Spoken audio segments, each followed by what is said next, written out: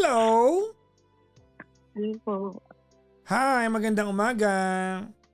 Magandang umaga po. What's your name? D. Ano po ulit? B. B. Ano pa ang spelling po ng B? Bubuyog, gano'n? D-E-E. D-E-E po. Bubuyog nga. Hindi, dog po as in dog. D-E. D! Mm-mm. D. Okay. Kala ko B. Alright. Hi D, magandang. Welcome to the show, ma'am. Ilang taon ka na po?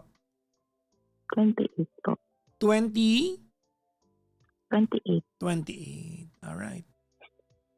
Asan ka po ngayon? Taguig po. Taguig. Okay. Anong ginagawa sa buhay ni D? Nag-work po as VA. Tumweldo ka na? Opo, papa. May naiwan pa. Baka pwede naman may extra na. Wala? Wala. Wala po. Ano ba yan? May asawa na si D? Wala pa po. Wala pa. Alright. Sige. May anak? Wala rin po. Boyfriend pa lang po. May jowa. Gano'ng katagal na kayo ng jowa mo? Siguro Papa Jack 6 to 7 years. Ganun. 7 years. Bakit ka bumubulong at hindi ka namin marinig gaano? Ayun po. Yan. Okay. Sige. 7 years na kayo. Apo. Ang tagal nyo na. Nag-hug na kayo? Siyempre, Papa Jack. Oh. 7 taon na kayo. May tanong ako. Ano po? May mga pagkakataon na bang nanood kayo ng sine pero lumabas kayo hindi naintindihan yung palabas? Ako lang po siguro nakatulog. Anyways, di, ano ang paglilingkod ko sa iyo, ma'am? Isa lang naman po yung tanong ko, Papa Jack. Kasi recently, natanong ko siya out of nowhere lang.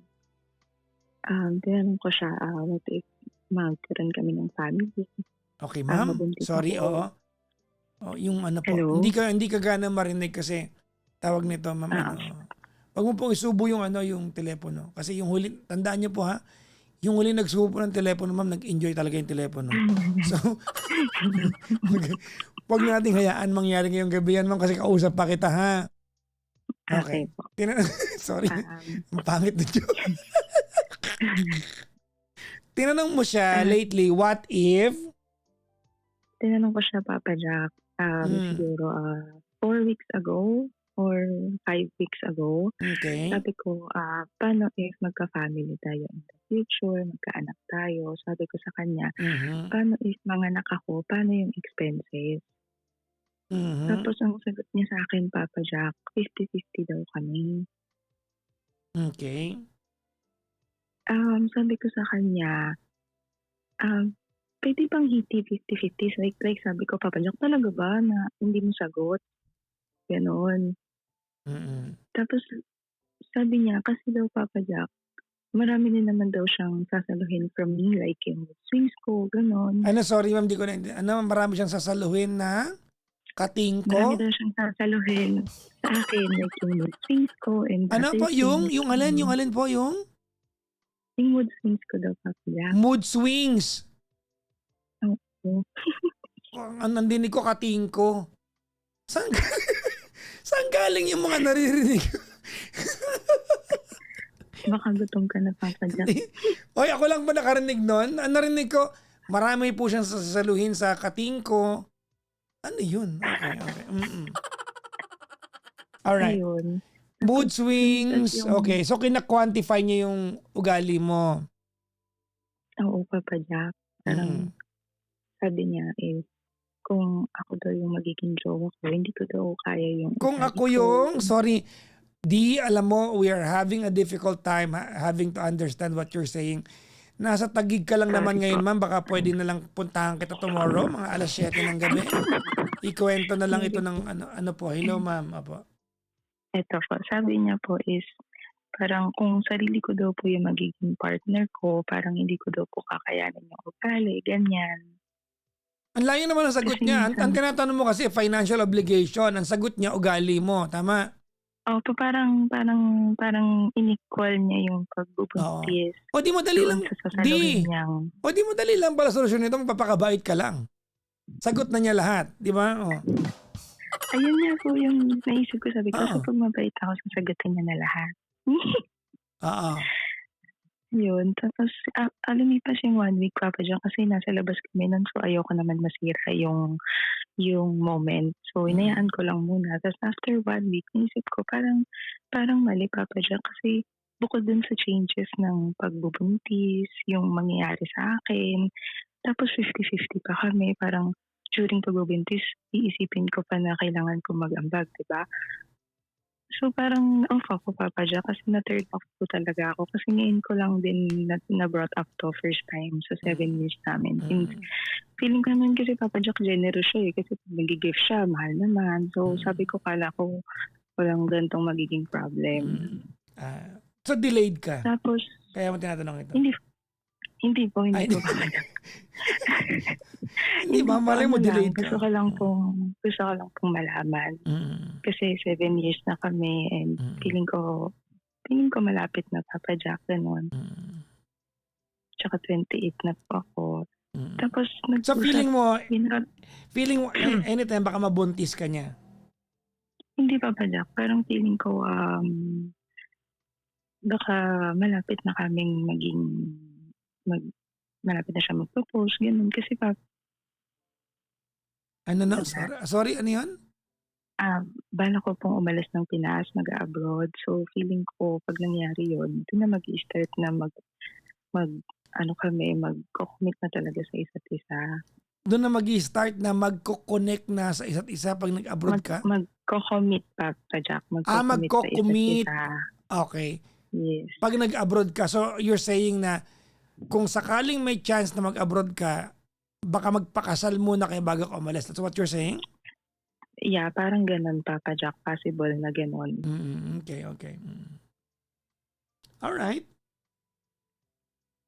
Ayun Papa Jack, tapos nag-usap kami after 1 week. Pinrot up ko sa kanya kasi hindi ako mapalagay. Ayoko naman ng hindi ko siya ibo-brought up, tapos magkasal kami, ganyan. Tapos sabi ko, siguro ito yung sign ko para malaman if worth it pa bang ituloy, yung sagot niya. Tapos ang sabi niya, Papa Jack, pagka daw kasi mag-asawa, magtutulungan. Ganun daw yung para sa kanya. So, bakit daw hindi magtulungan kung may work naman daw ako? Pero sabi niya, kung wala naman daw akong work, sasagutin naman daw niya lahat.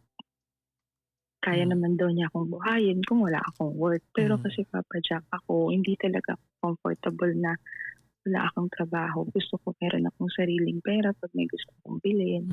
So, gusto mo na pag pera niya, hati kayo?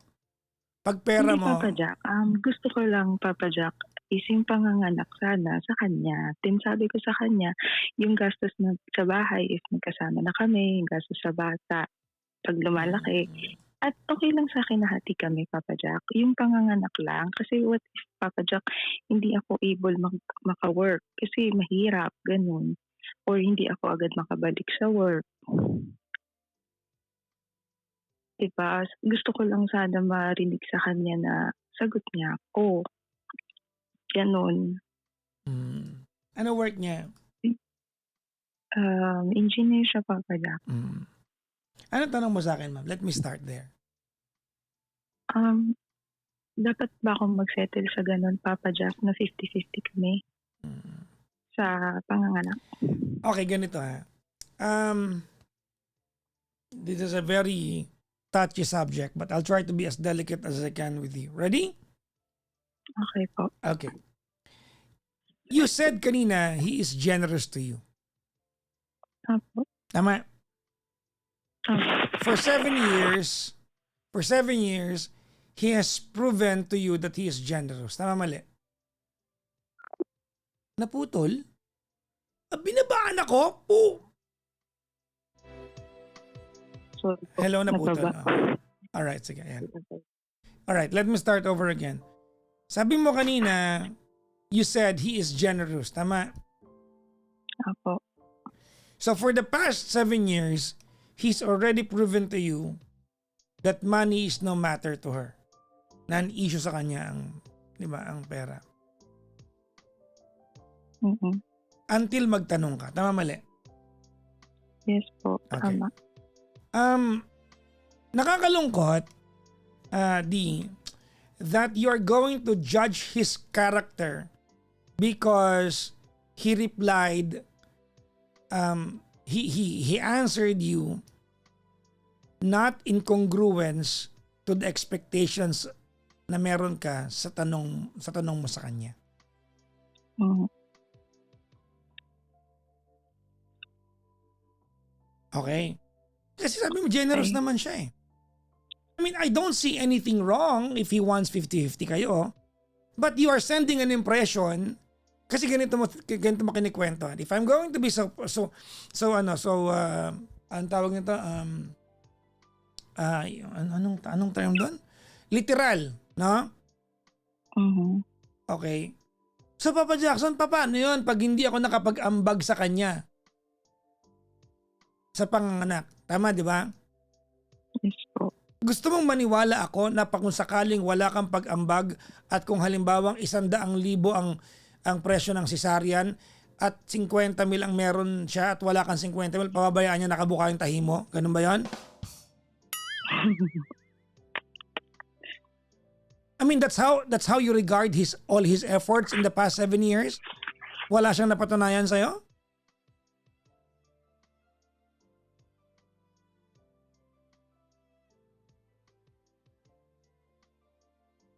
Ha? Hello? Tama naman po, Papa Jack. Totoo ba? I mean, medyo unfair yung part na yun, ha?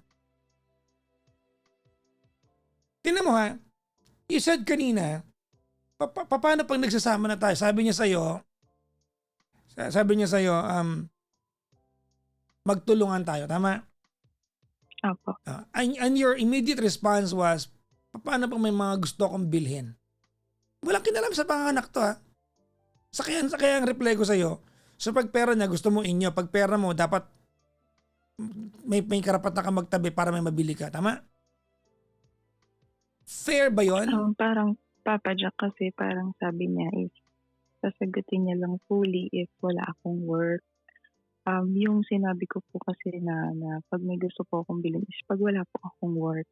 Exactly the point. Is syempre mahihiya po So, ako na mangingi sa kanya. No. Kasi nga, kaya nahihiya ka kasi ikaw may issue ng pera.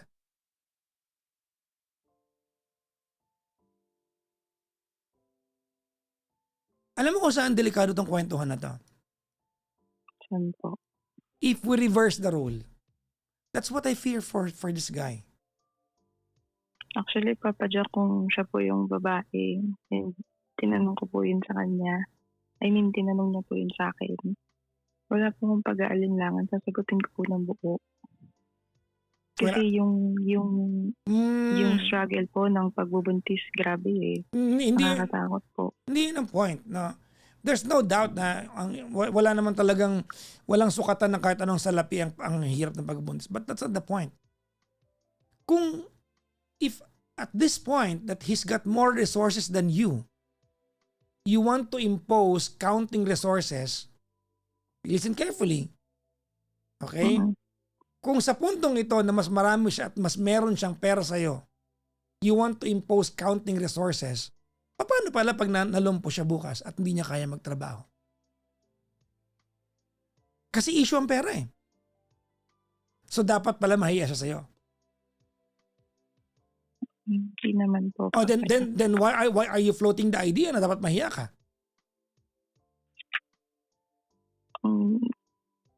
Sa akin lang po, ganun lang po siguro talaga. No.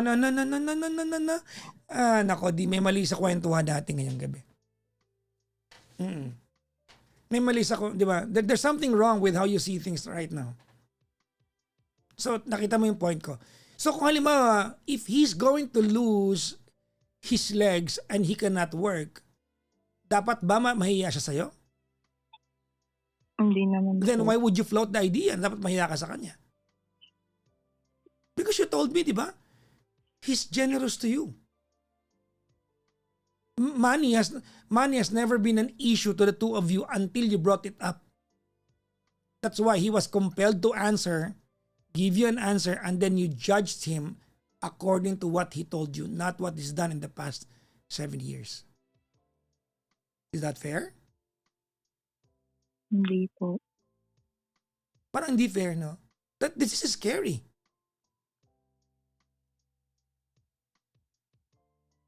I don't see anything wrong nung sinabi niya sa'yo magtulungan ka. You framed it in such a way na dapat may masama doon nung sinabi niya dapat magtulungan kayo. Why is it something that's negative?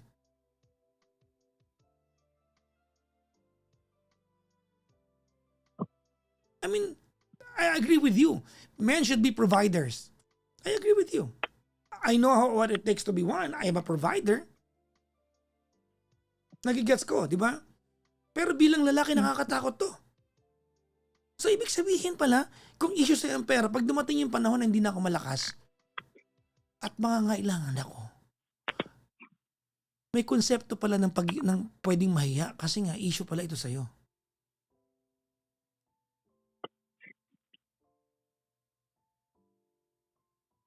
Ha? Nagigit ko po, Papa Jack.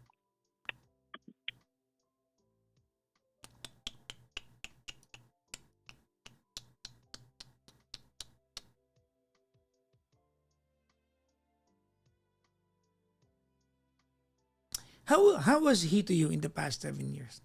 Did he ever at any point make you feel that he cannot provide for you? Papa Jack, sa dates po kasi namin nung nag-start kami noong 2019, wala pa po akong work noon kasi kaka-graduate ko lang. Mhm. Nung mga siguro first day dates po, siya po yung sumasagot. Mhm. And then nung nagka-work po ako is ano na po kami, KKB na po kami ever since. Kung magkakaroon man po ng libre, is libre niya o libre ko, ganun po. Kunyari, malaki po yung nakuha niyang commission or malaki yung sinahod ko.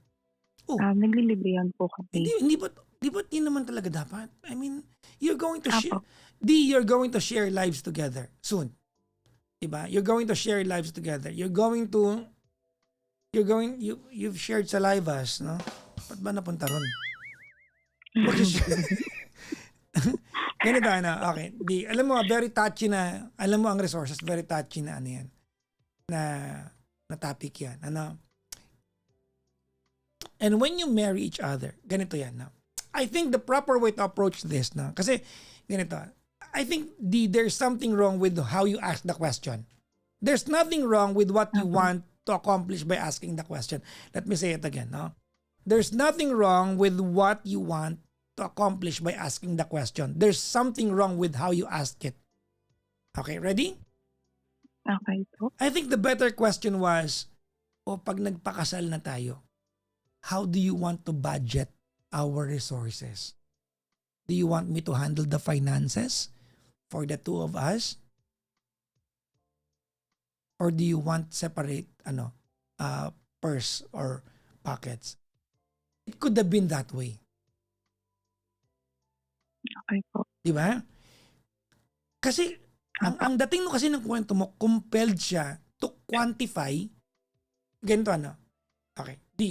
Ito yung tricky na part. Ready ka? Ready po. Okay. Ang utak ng lalaki, logistical. Alright? Ang utak namin hindi parang ikaw. No, ito na ipapaliwanag ko lang sa iyo to kasi nga I'm a third person looking into your situation. Alright? Pero ang utak ng lalaki, ano ba, kinakain ba yung telepono? Huwag mong kainin yan. Yung unan po. Ang utak ng lalaki, logistical kami. Di ba? Nung tinanong mo siya kung paano, he was compelled to answer in such a way that there is a solution. Whether that is wrong or that is right, whether that is acceptable or not, it's another issue.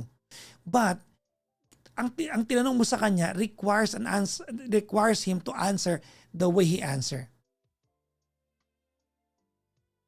Nagets mo? Opo. Okay. It could have been asked differently.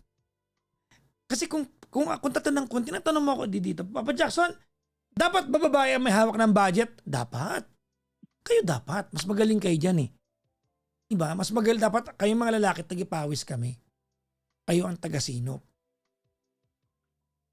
Dapat. Agree ako na dapat nasa bulsa nyo ang pera. Nanghihingi lang kami. Not to a point na mukha kaming kawawa. Gets mo? Opo. Oo.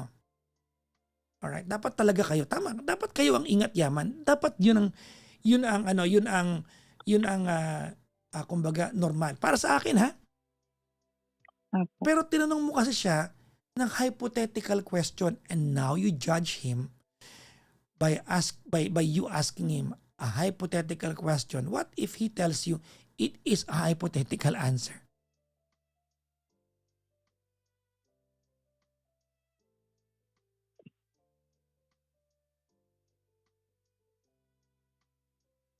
Nag-kiss na kayo? Opo. Uy?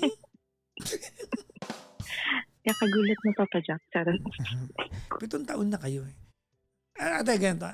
Iba ang utak ng lalaki sa inyo. Tandaan mo yan. Iba. Iba yung takbo ng utak ng lalaki. Oh. He probably, I'm sure by now, he probably deep inside him, maybe he knows that he's wrong. Kasi if we qualify, ganyan, if we quantify his answer, he's not wrong.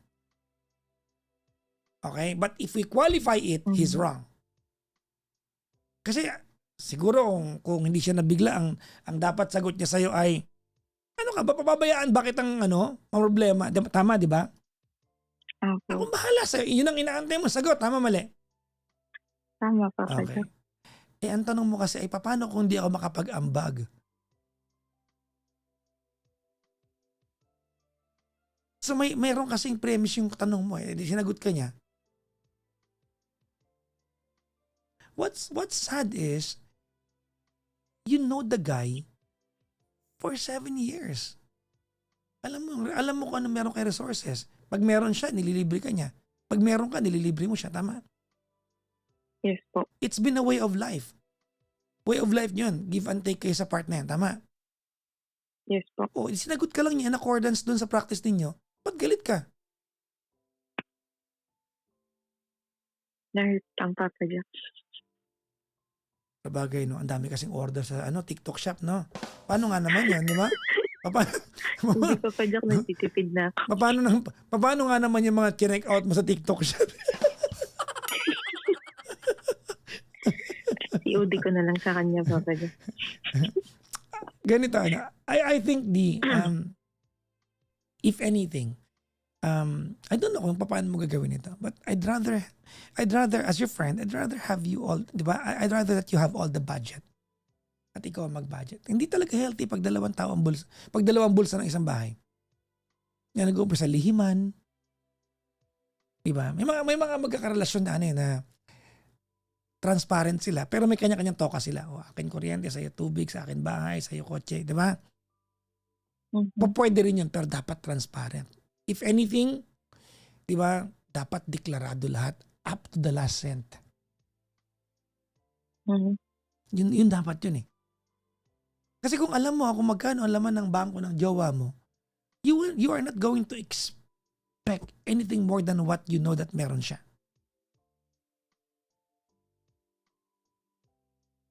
Di ba? Okay. Kasi baka mamaya tinanong mo yan pero hindi mo alam, ang laman pala ng bangko niya 15,000 lang. Ba't ka paano ka niya sasagutin ng sagot niya lahat? Di ba, nakuha mo yung point ko? Opo. Saan ka pa pupuntang bansa? Canada Papa Jack. Pero kailan ka alis? medyo mahirap kasi ngayon. Wala pa Papa Jack. Medyo nagka-problema lang. Paano yung relasyon nyo? Sabi niya kasi, Papa Jack, mas okay na hindi kami sabay since kailangan settled muna ako doon. Magkikita rin kayo doon? Bago siya pumunta. Kasi mahirap Papa Jack kapag pares kaming walang, alam mo yun, wala pang work. So ang usapan niyo, mauuna ka doon? Apo, kasi nandun na din po yung family ko. Okay. So susunod siya doon. Opo, yun po yung usapan namin. Oh, so nagigets ko na. Okay. So sa madaling sabi, oh my God, I get your situation now. Nako. Pwede maging honest. Ano po? So at some point, naka-factor in na yung family mo ang dahilan why there's a very big possibility that the two of you will have a better life.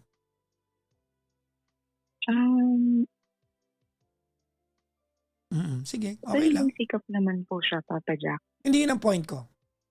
Kasi kina-quantify mo siya eh. Pakiramdam ko naka-quantify yun. Kaya nga tayo makakapunta ng Canada dahil sa family. Feeling ko naka-quantify yun. Whether yun. Hindi po, Papa Jack. Wala naman pong ambag na financial yung family ko. Yeah, but the opportunity. So, Malaking bagay ang opportunity. Ano ka ba? Well, Pwede it's po good kung siguro. hindi, no? It's good kung hindi. If anything, di ganito. Ganito. Paano ba ito i-frame naman? Kasi alam mo, very touchy ang pera eh, no? Lason yan sa relasyon, no?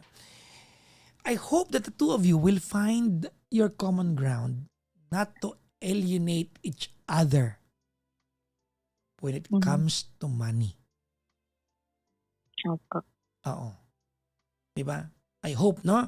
That the two of you will not alienate each other when it comes to money. Lason talaga yan, pera.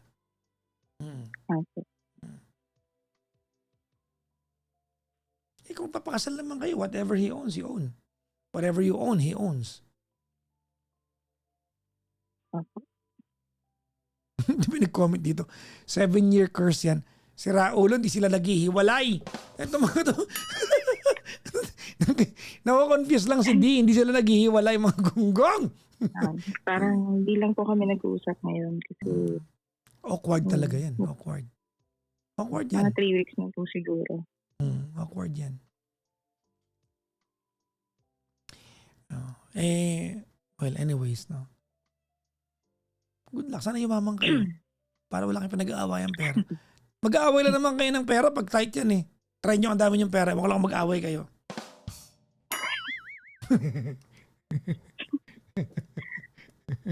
Salamat po. Salamat po sa advice. Ay, nako. Anyways, di mag-ingat ka palagi ha, regards sa jowa mo. Opo. Mag-PM ka na sa Salamat kanya. po. Maraming salamat. Mag-PM ka na nakapouting lips ka. Sabi mo, miss you mo. Ganon, ha? Opo. Bye-bye po, ma'am. Thank you po. Maraming salamat. Bye-bye.